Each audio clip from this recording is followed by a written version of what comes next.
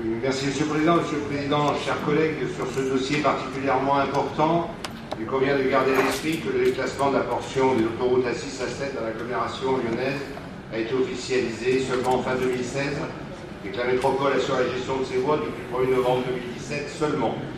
Moins d'un an plus tard, et pas quelques semaines, la métropole est en mesure de présenter un programme d'action d'un montant de près de 30 millions d'euros à l'horizon 2020, c'est-à-dire demain à notre échelle.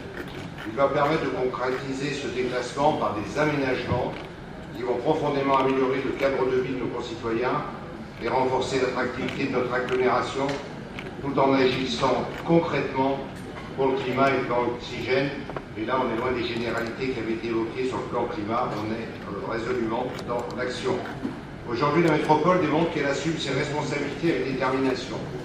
Par cette décision, nous affirmons aussi clairement notre crédibilité vis-à-vis de l'État en prouvant notre capacité à gérer un dossier aussi complexe et impactant du point de vue financier. Le Citral, pour sa part, jouera son rôle en se mobilisant aux côtés de la métropole pour transformer cette portion autoroutière en un boulevard urbain apaisé et multimodal. Cela passe notamment par des solutions de transport en commun performantes qu'a décrit mon collègue Jean-Luc Dabassano, comme cela est proposé avec la mise en service de plusieurs lignes express sur le secteur nord et sur le secteur sud. Je ne le détaillerai pas plus avant. Néanmoins, cette profonde mutation de l'axe A6 à 7 ne sera réalisable qu'à condition de réduire drastiquement le flux de véhicules qu'elle emprunte au quotidien. La requalification de l'A6 à 7 est un élément parmi d'autres d'un projet global et cohérent à l'horizon 2030, mené avec l'ensemble des acteurs de la mobilité pour répondre aux enjeux de déplacement sur le territoire de la métropole. Le Citral s'est doté pour cela d'un plan de mandat ambitieux de plus d'1 milliard d'euros pour proposer une offre nouvelle et plus attrayante de transport en commun sur l'ensemble du territoire à travers des projets structurants. Je ne les citerai pas tous, mais il y a bien sûr le prolongement du métro B aux hôpitaux, la création du tramway T6 jusqu'aux hôpitaux Est, avec la réalisation de parcs relais correspondants, cela a été évoqué, pour ne citer que quelques exemples. C'est aussi la poursuite des études et prospectives pour préparer l'avenir à des échéances plus lointaines, comme la création d'un métro de Lyon 5e vers Anaï ou le prolongement de la ligne T6 vers la Doua. D'autres projets sont à approfondir, notamment le traitement de l'entrée sud et sud-ouest de l'agglomération, aujourd'hui saturée, avec le prolongement du métro B jusqu'à la 450 et de la ligne A vers le boulevard urbain Est.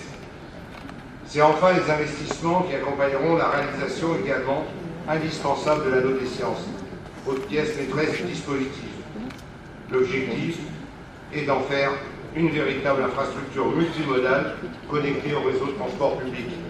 Ce sont les orientations retenues à l'issue du débat public national, je vous le rappelle, mes chers collègues. Pour réussir le déclassement de la 6 à 7, nous devons aussi éloigner de l'agglomération, et pas seulement du cœur de ville, l'intégralité du trafic de transit qui n'a pas sa place, en exploitant mieux le potentiel de la 432, déjà bien au-delà de la rocade, qui est aujourd'hui trop peu utilisée. De la même manière, le trafic de transit venant de l'Ouest doit lui aussi être traité correctement. Je pense ici à la nécessité de ne pas faire déboucher la future A45 dans l'agglomération, mais bien de la connecter plus au sud. La création d'un barreau A89, A46 Nord relève de la même logique. Et M. Georgean a évoqué des études complémentaires et ces deux points devraient être rajoutés à l'avenir. Il faut là aussi de la cohérence dans la posture des uns et des autres et le soutien des élus pour pouvoir entendre les craintes légitimes de certains sur le passage proposé. On peut craindre effectivement des reports de trafic, mais il faut également s'opposer aux projets soutenus par d'autres collectivités qui amèneraient plus de véhicules dans notre agglomération et chez ceux qui justement ont des craintes aujourd'hui. Il nous faut en effet anticiper dès à présent les conséquences du déclassement et sa réussite, et veiller à la bonne réalisation de l'ensemble de ces projets, lesquels, ne l'oublions pas, relèvent de maîtrise d'ouvrage et ont des temporalités différentes.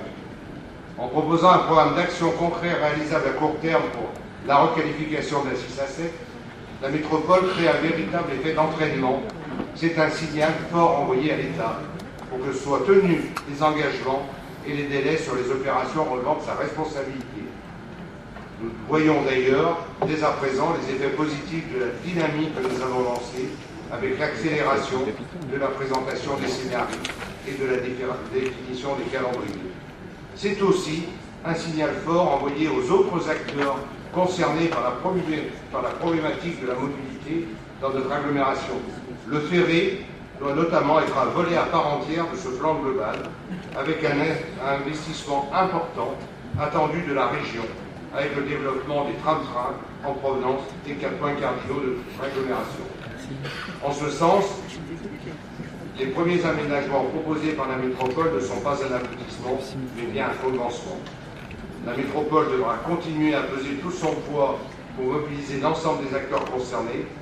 C'est la condition de la réussite du projet du boulevard urbain sur la 6 à 7 et de son acceptation par les populations des territoires métropolitains.